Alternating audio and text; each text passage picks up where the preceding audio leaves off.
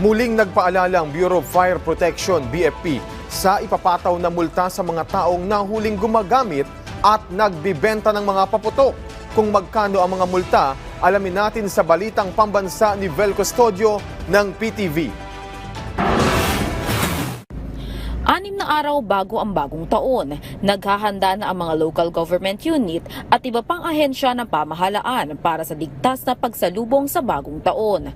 Ayon sa Bureau of Fire Protection, target na mapanatiling mababa ang bilang ng mga insidente ng sunog, sanhi ng mga paputok habang papalapit ang pagsalubong sa bagong taon. Sa ilalim ng Executive Order No. 28 at Republic Act No. 7183, mahigpit na ipinagbabawal ang paggamit at pagbebenta ng mga paputok, kagaya ng Watusi, Piccolo, Bawang, 5-star, atomic bomb at iba pang mga uri ng pyrotechnic devices. Kaya naman puspusan at mas pinaigting pa ng BFP ang fire safety education at fire prevention campaign. Araw-araw na umiikot ang fire truck sa matataong lugar para sa visibility at public address system para paalalahanan ang mga tao. Isa ang Quezon Memorial Circle sa mga pangunahing lugar sa Metro Manila kung saan pwedeng manood at magdaos sa fireworks display. Base sa QC Ordinance, ang mga mahuhuling lalabag ay maaaring patawan ng 1,000 hanggang 5,000 piso at makulong ng 3 hanggang 1 taon, depende sa grievances.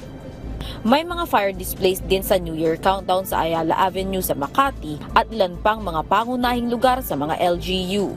Patuloy naman na nakikipagtulungan ng BFP sa mga lokal na pamahalaan para sa pagkontrol ng paggamit ng mga paputok. Ipinagbabawal ang paggamit ng mga paputok sa residential areas. Ayon sa Bureau of Fire Protection, mas mainam na umattend na lang sa mga music festival sa mga lokalidad. Tayo po ay nag-designate ng community fireworks display areas. At knowing naman po ang mga Pilipino, mas karamihan sa atin, mas nag-i-enjoy tayong mag-videoke, gumamit ng torotot, or yung sinauna nating pagpapaingay ang mga kasirola or kaldero na mas safe na po sa ngayon. At yung mga kababayan nating iba ay nag-a-attend ng nasasabing musical festivities sa kanilang lokalidad na meron din naman pong mga countdown. Paalala naman ng pamunuan ng Quezon Memorial Circle na bawal magdala ng plastic bottles at plastic sandbag. Sa halip ay magdala na lang yung reusable bag, reusable water container at reusable cutlery. Ito ay para mapanatili ang kalinisan bilang bahagi na rin ng advokasiyang pangkalikasan. Mula sa People's Television Network, Vel Custodio, Balitang Pambansa.